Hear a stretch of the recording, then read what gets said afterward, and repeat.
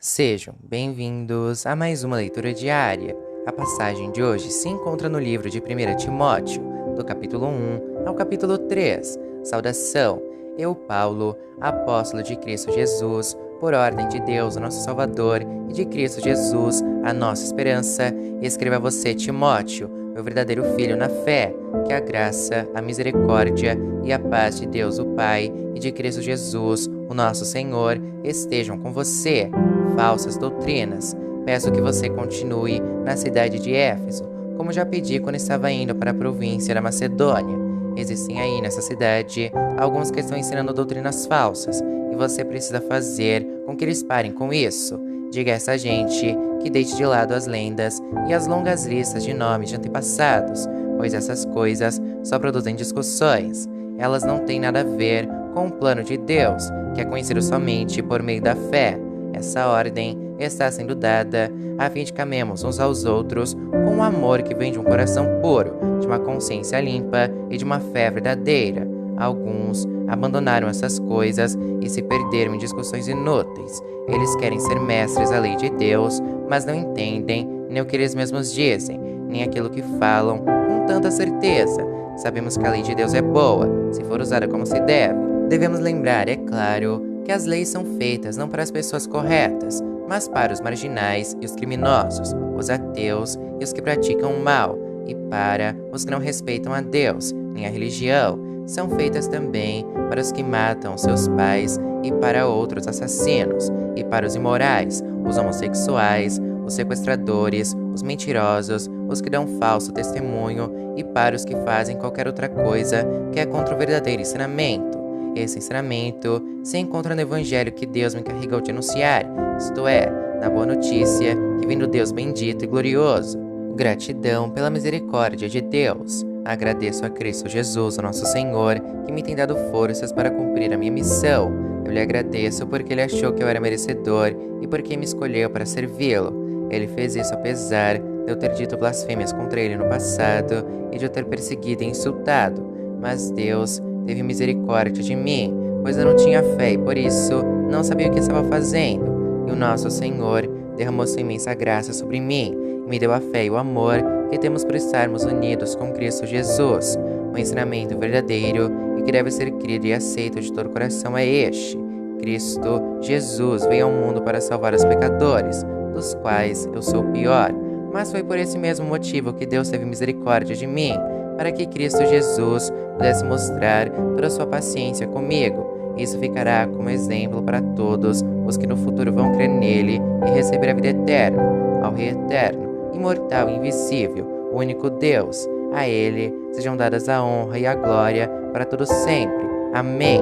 Timóteo, meu filho, eu entrego essa ordem a você.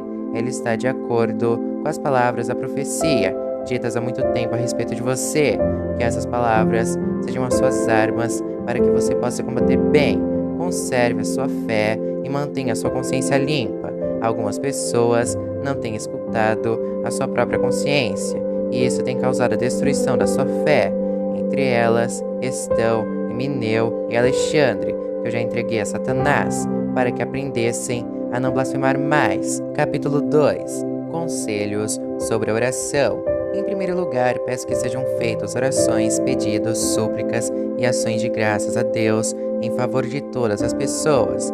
Orem pelos seis e por todos os outros que têm autoridade, para que possamos viver uma vida calma e pacífica, com dedicação a Deus e respeito aos outros. Isso é bom, e Deus, o nosso Salvador, gosta disso.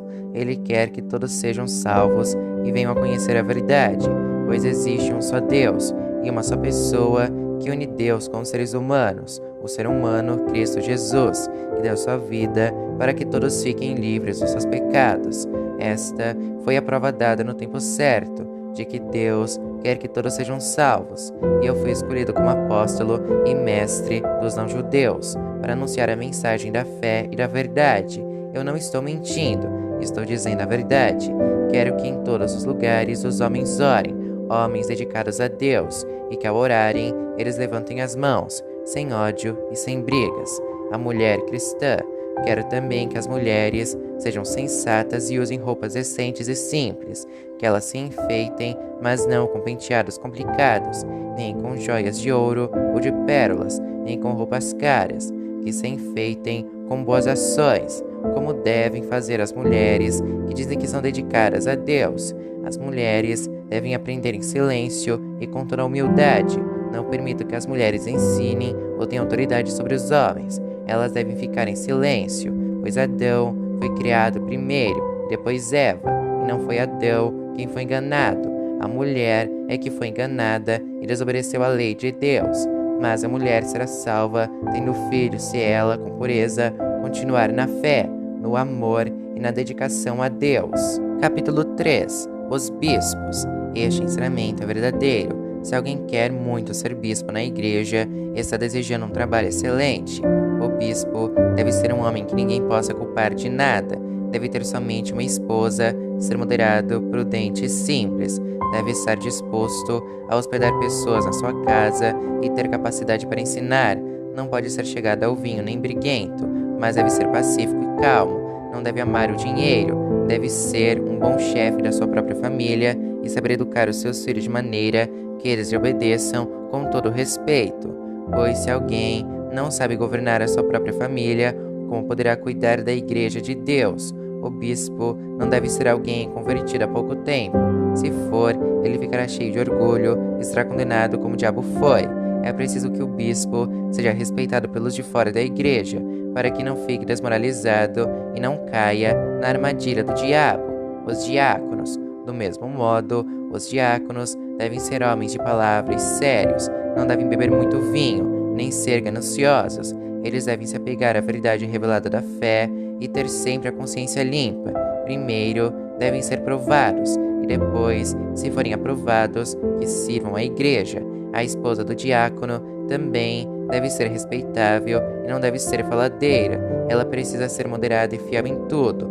O diácono deve ter somente uma esposa e ser capaz de governar bem os seus filhos e toda a sua família, pois os diáconos que fazem um bom trabalho conquistam o respeito dos irmãos na fé e são capazes de falar com coragem sobre a sua fé em Cristo Jesus. Jesus Cristo, a verdade revelada de Deus. Escreva essas coisas a você, esperando ir vê-lo logo. Mas se eu demorar, esta carta vai lhe dizer como devemos agir na família de Deus, que é a igreja do Deus vivo, a qual é a coluna e o alicerce da verdade. Sem nenhuma dúvida, é grandiosa a verdade revelada na nossa religião. Essa verdade é a seguinte: ele se tornou um ser humano, foi aprovado pelo Espírito de Deus, foi visto pelos anjos, foi anunciado entre as nações, foi aceito com fé por muitos do mundo inteiro e foi levado para a glória.